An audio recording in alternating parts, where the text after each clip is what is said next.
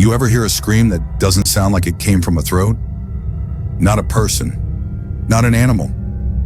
Something smaller, something hollow. Ashley did. At 2:17 a.m., inside a dead school in rural Ohio, where every classroom door was locked from the inside. At first, she thought it was the wind, that high, thin whistle through broken windows. But then it screamed again, short, sharp, right behind her. She turned, nothing there. Just a porcelain doll, sitting upright on a student desk, staring straight at her. And then the walls began to bleed small hands. Easy. Slow your breathing.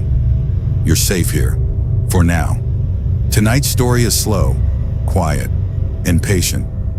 Like something watching you from the dark, waiting for your eyes to close. If you're listening in bed, good. Pull the blanket up just a little higher. Before we go any deeper, if these stories help you relax, if they keep you company in the dark, take a second, tap subscribe. You'll always have a place to come back to when the lights are off and the hallway feels just a little too long. Now, let's drift into Ohio, into the ruins of a forgotten school, and into a scream that never learned how to stop. Ashley never planned to be an urban explorer. It started small. Old factories, abandoned houses, one broken window at a time. She liked the quiet, the way forgotten places still held onto the people who left them. Scratches on walls, half-written notes, dented lockers. Proof that someone once existed there. And tonight her map led her to an abandoned elementary school just outside a dead town in Ohio. No lights for miles, no neighbors, no traffic, just cornfields and fog that crawled low along the road like it was alive. The school had been closed for over 20 years. Fire damage, structural collapse, officially condemned. Unofficially, locals said it was cursed. Ashley smiled at that part. Locals always said that. She parked her car behind the gymnasium and killed the engine. Instant silence. The kind that makes your ears ring. Camera on. Flashlight steady. Near. Door creaked open like it was tired of staying shut. Inside and the air was stale. Dust hung heavy. The smell of mildew and old paper wrapped around her lungs. Lockers lined the hallway like rusted teeth. Some still had stickers on them, faded cartoons. Names scratched deep with keys. Ashley whispered to her camera. First floor. Looks untouched since the early 2000s. Her footsteps echoed too loudly. She slowed down. That's when she heard it. The first scream. Soft, thin, almost embarrassed. She froze. It came again. From somewhere far down the hallway, high-pitched. Not quite human, her brain tried to label it. A fox, a broken pipe, whined through metal. But the sound was wrong. It had panic in it. Ashley swallowed, turned the flashlight toward the sound. At the far end of the hall, a classroom door stood open. Just one. Every other door was sealed shut with decay and rust. She stepped closer, each step heavier than the last. Inside the room, desks were scattered like they'd been tossed in a hurry. Chairs overturned. Black mold crawled up the corners like veins. And on the teacher's desk, the doll, porcelain, cracked, child-sized. Its mouth was open, screaming, but no sound came out this time. Ashley laughed once, nervous. Okay, that's messed up. She reached out, and the scream exploded again. This time, the walls answered from the chalkboard. Small, pale fingers pushed through. Not bursting, not violent, like something on the other side was pressing slowly, curious. From inside the lockers, tiny hands slid through the vent slits, scratching metal from within. Ashley stumbled back. Her foot caught a chair. She fell hard. The doll's head turned. Not fast, not dramatic, just enough to face her. Its scream cut off. Silence rushed in so loud it hurt. The hands withdrew, like they had never been there. Ashley didn't run. Not yet. Shock does that. She got to her feet shaking. Nope, that's not funny. Someone's in here. Her voice echoed back alone. The doll sat perfectly still again. Dead. Just plastic and porcelain. Ashley grabbed it. It was heavier than it should have been. Cold. Too cold for room air. And stuck to the desk. Like it didn't want to be moved. With a sharp pull it came free. The moment it left the desk, the room exhaled. Dust dropped from the ceiling. The lights flickered once, though the power had been dead for decades. Ashley's breath shook. She tucked the doll into her backpack. Big mistake, Dot. The principal's office was on the second floor. Ashley found old paperwork scattered like dead leaves. Student photos, disciplinary notes, lists of names. Over and over, one signature appeared at the bottom. Principal Arthur Pike. Every report was the same. Disruptive, insubordinate, mentally unstable. Removed from class permanently. Removed. Not expelled. Not transferred. Removed. Ashley lifted one photo. A little girl, missing 2 front teeth. Big smile. On the back, a date and the word, converted. Ashley felt sick. Behind her, the doll screamed again, inside the bag. And this time, it sounded closer than before. Dot. As she backed toward the stairwell, the walls began to whisper. Not screaming, whispering. Children's voices, all around her, saying the same word over and over. Play. Ashley turned to run, and the first ghost child stepped out of the wall. Ashley didn't scream when the first ghost child stepped out of the wall because her body forgot how to do ordinary things like that. Her mouth opened, but no sound came. Just a shallow breath that rattled in her chest as the child's feet touched the dusty floor like it had always belonged there. The figure was small, soaked in shadow, wearing what used to be a school uniform before time and moisture chewed it into thin gray cloth, and its face looked unfinished, like someone had tried to sculpt a child from fog and given up halfway. The eyes were the worst part because they weren't empty and they weren't alive either. They looked like memories trying to look back at her, and somewhere behind Ashley, the doll inside the backpack let out another shrill, broken scream that trembled against her spine. The child tilted its head at that sound as if recognizing a voice it had once owned. Then another hand slid through the wall beside it, then another, until 3, 4, 5 small, ghostly figures stepped free into the hallway with slow, careful movements, not attacking, not chasing, just watching her the way children watch something new and strange. And Ashley felt a dry, hysterical laugh bubble up in her throat as she whispered, not even joking anymore. Okay, this is officially above my pay grade. She took one step back and the children mirrored her with one step forward, their feet not quite touching the floor, drifting just a finger's width above it, like they were afraid of falling into the present. The whispers returned, soft and overlapping now. Play, play, play, and the words slid into her ears like a suggestion rather than a threat. Her heart hammered so hard it made her lightheaded, and in that dizzy space between panic and disbelief, she thought about Principal Arthur Pike and the word converted written in neat, patient ink, and without knowing why she blurted out, "What did he do to you?"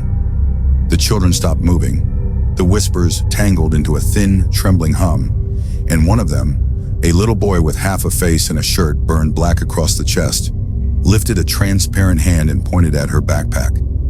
The scream inside it answered immediately, louder this time, raw and desperate, like metal tearing through glass, and the children recoiled just a little, not in fear but in something closer to reverence. And in that suspended, horrible quiet, Ashley understood with a slow, sinking certainty that the doll was not just screaming for itself, it was screaming for them, for all of them, the ones that never got to finish screaming as real children. She backed toward the stairwell as gently as she could, murmuring empty apologies the way people do when they brush past strangers in tight spaces. But these weren't strangers. These were echoes, unfinished sentences. The staircase groaned under her weight, the sound echoing up like a gunshot in the still building. And suddenly the children surged forward all at once, not running, not lunging, just drifting faster than felt natural. Their arms stretching, fingertips brushing the air inches from her skin. The stairwell door slammed behind her with a force that knocked dust from the ceiling and sent her tumbling up the steps on hands and knees.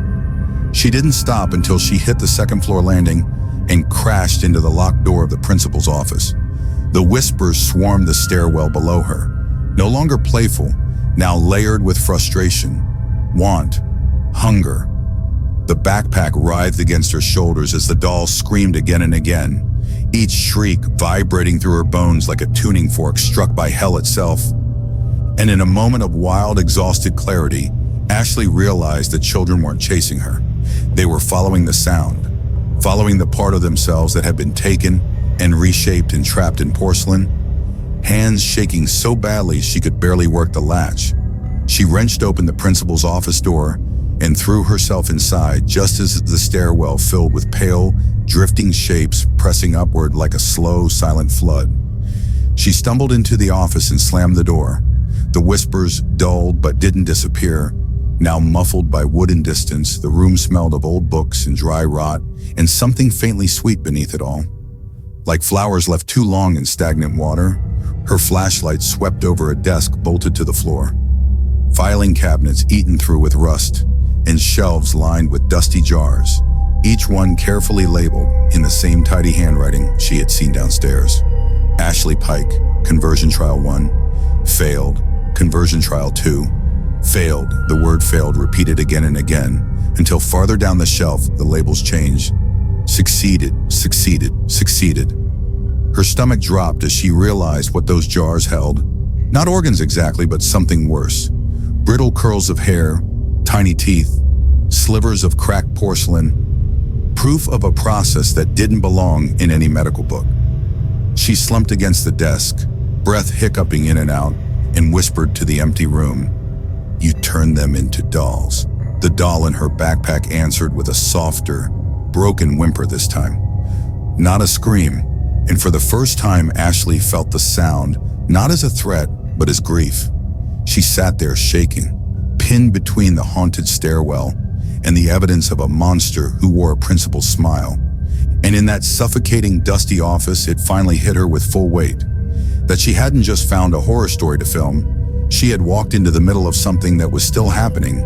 And somewhere below, faint but persistent, the ghost children were still whispering the same word through the cracks in the door. Play, play, play, like an invitation that never stops, like a game that only ever ends one way. Ashley stayed pressed against the principal's desk, her chest tight, every nerve buzzing with that impossible mixture of fear and disbelief. And the doll in her backpack had gone quiet for a few heartbeats, just a low, trembling vibration that seemed to hum through her bones. And she thought, maybe for a moment, I can breathe. But the moment passed because the walls themselves began to whisper again, low and patient, like someone winding a watch too slowly, and the voices layered over each other, soft syllables that were almost human, almost playful. Play, play, play, as if they were trying to lure her back to the hallway where the other children drifted just out of reach, and Ashley could see them through the cracks under the door, a dozen pale shapes gliding without touching the floor, their hands stretched toward the doll as if it were a beacon. And it was, and she realized with that sick, sinking clarity that every scream the doll made, every vibration it sent into the air, had been drawing them here, gathering them like iron filings to a magnet. And she hugged the backpack tighter, laughing quietly through the panic. Yes, because laughing was easier than thinking straight. And she had to think straight because there was a way out of this. There had to be. She reminded herself that urban exploration always had rules, always had exits, always had a moment when curiosity became survival. And she stood slowly, almost ceremoniously. The children on the other side of the door swaying and tilting their heads as if they understood what she was doing. And she whispered, "Okay, Ashley," one foot in front of the other, and opened the filing cabinet, rifling through the drawers, old papers brittle under her fingers, searching for anything that could explain what Principal Pike had done. The word conversion appearing again and again, neat script, meticulous, almost obsessive. And she saw photographs, tiny faces smiling frozen in time, each one labeled with dates and a pattern, and she swallowed hard because the pattern made it clear. Every scream, every doll, every child had been collected carefully, patiently, like a gardener tending to plants that could never bloom. And she thought, okay, breathe, just don't let them see you panic because they can smell it. The children, and suddenly the door rattled. The whispering surged and the doll inside the backpack screamed, high, piercing, desperate, as if it had been waiting for this moment to speak. And the office shook with the force of it, papers fluttering, dust raining from the ceiling, and Ashley felt herself pressed to the floor as if gravity itself had shifted. And in that moment, she knew she had to move, had to get to the source, because the doll, the children, the screams, they were all one system, one design, and she had stumbled into the wrong part of it, the very heart of Pike's madness. And she thought, don't look down, don't think about it, just move toward the staircase. But the staircase was gone, or at least it looked gone. The hallway outside the office door stretched impossibly long, shadows pooling and stretching, and she felt eyes everywhere, fingers brushing the air as she stepped forward. The doll in her bag thrumming and screaming in low bursts now. And she realized with a sick lurch that she could feel the children's thoughts, their frustration, their longing, the way they had been trapped for decades in that thin boundary between life and object. And she whispered to herself, okay, I see you, I hear you, I won't hurt you, just let me pass, and the shadows shifted slightly, giving her the path she needed, and she crept forward slowly, deliberately, the doll screaming intermittently, echoing off walls that seemed to fold in on themselves. And she reached the room that had once been the gymnasium, but now was a cathedral of lost things, scattered desks, shattered windows, peeling paint, and in the center, a mound of dolls, hundreds of them, some whole, some cracked, some empty-eyed, all facing inward toward a single larger figure. Another doll, impossibly tall, impossibly human. Like Principal Pike himself had been twisted into porcelain and clay, and Ashley's heart hammered as she realized that was the original, the source, the alpha of this collection, and the children floated around it like planets around a dying sun, whispering, murmuring, play, and she took a step back, realizing that every move she made, every twitch, every breath was feeding them, feeding the system, and yet she had to act. She had to get the doll she carried to the center, to the larger figure, maybe to communicate, maybe to bargain. She didn't know, but instinct screamed, do it! So she moved, each step measured, the doll in her backpack vibrating like a heartbeat, and as she approached the mound, the whispers became words, clearer now, sentences forming, pleading, warning, almost human, almost tragic, and she realized the children were not enemies. They were prisoners. And maybe if she could reach the center, if she could place the doll next to the larger one, they could all rest.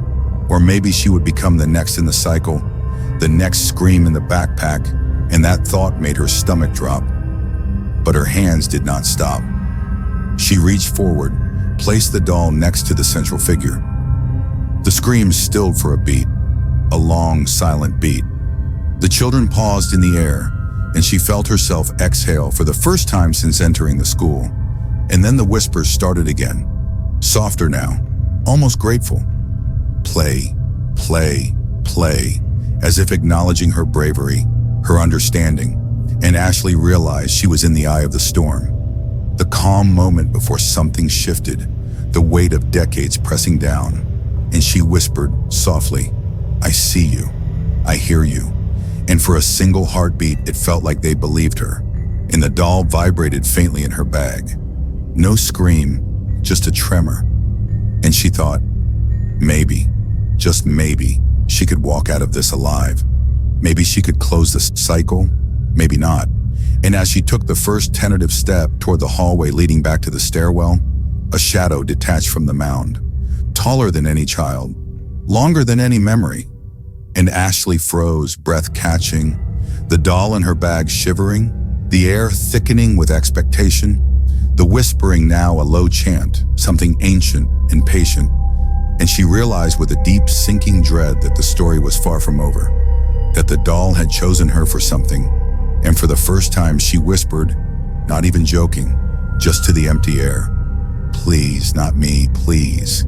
And the shadow tilted its head as if considering her request. Ashley froze, her hand still resting on the doll in her backpack, feeling its trembling pulse like a small, terrified heartbeat. And the shadow that had detached from the mound now loomed over her, impossibly tall, unnervingly still. Its face featureless but somehow expressive, like a mask that remembered every scream it had ever silenced. And she could hear the children whispering around her, softer now, almost hypnotic. Play, play, play. And it was no longer playful but insistent, pressing against the edges of her mind, weaving threads of panic and empathy. And she realized that whatever she did next would determine not only her fate, but the fate of every trapped child, every doll, every fragment of the horror that Principal Pike had curated over decades. And she swallowed hard, shivering, because rational thought no longer applied here, only instinct and courage. And she whispered, "Okay, just keep walking, just keep breathing." And she stepped forward toward the shadow, each foot moving like through water, the floor beneath her feeling impossibly distant, unreal. Yet the doll in her backpack screamed again, a high, urgent note vibrating through her chest, and the shadow tilted slightly, acknowledging her presence. And in that silent, suffocating exchange, Ashley understood what she had to do. She had to confront the source, to speak with the thing that had orchestrated all this suffering, to somehow appeal to the fragment of humanity left in whatever Pike had become. She drew a trembling breath, speaking softly, "I see you. I know what you've done. I see them." And the shadow moved closer, slow and deliberate, and Ashley's mind swirled with images of the children, their small faces etched with longing, their tiny hands reaching. And she realized that the screams of the doll were their voices too, compressed into porcelain, carried across decades. And she stepped closer to the mound of dolls, the original doll, the larger one, Pike's corrupted likeness, watching silently. And she set the smaller doll she carried carefully on the floor beside it, and the screaming stopped, replaced by a low hum, resonant, vibrating against the walls. The children's whispers softened, shifting to something almost like sighs, like a collective exhale, and Ashley sank to her knees, exhausted, heart pounding, realizing that she had somehow paused the cycle, not ended it, not freed them entirely, but paused it. And in that pause, she could feel their gratitude, fleeting and fragile, brushing against the edges of her mind. And she thought, maybe I can get out of here now. Maybe I can close this chapter without becoming part of it. And she rose slowly, moving backward toward the hallway that led to the stairwell, the doll in her backpack still trembling, still alive with residual fear, and the children drifted behind her, following silently, hovering in the shadows, their movements careful, almost mournful.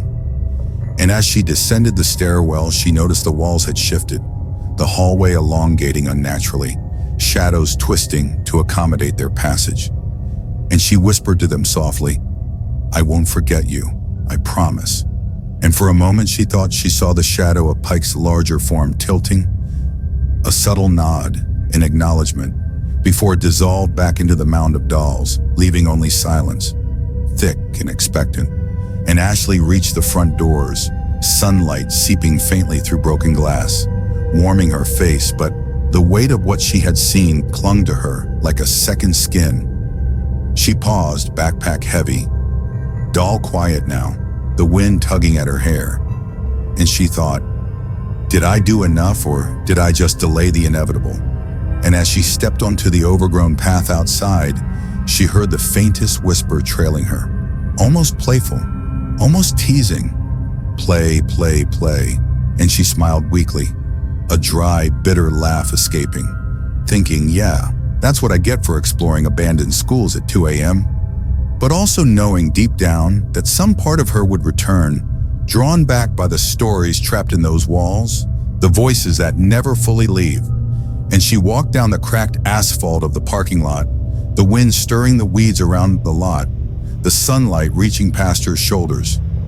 But the memory of hollow eyes, of tiny hands through walls, of a doll screaming for decades clung to her consciousness, threading a thin, unbroken line of unease, and she realized that the horror wasn't over, just suspended, waiting for the next curious soul, the next unwitting witness. And in the back of her mind, a single question pulsed, soft, insistent. What if the doll chooses someone else next? What if the cycle resumes while I'm gone? And she kept walking, slow, steady, breathing. The backpack heavier than before, each step measured, each one a reminder that the line between observer and participant was thinner than she had ever imagined. And the whisper followed her for a while longer, fading into the rustle of weeds and distant trees. Play, play, play, until only the memory of it remained, pressing quietly against the edges of her awareness. And Ashley knew she would carry it with her, like a shadow that never quite lifts. A story that doesn't end, just waits. Ashley walked down the cracked highway outside the abandoned school, the morning fog curling around the trees like slow, hesitant fingers. Her backpack heavy with the doll, now quiet but still humming faintly under her touch. And she kept telling herself that she had survived, that she had paused something terrible, and maybe that was enough.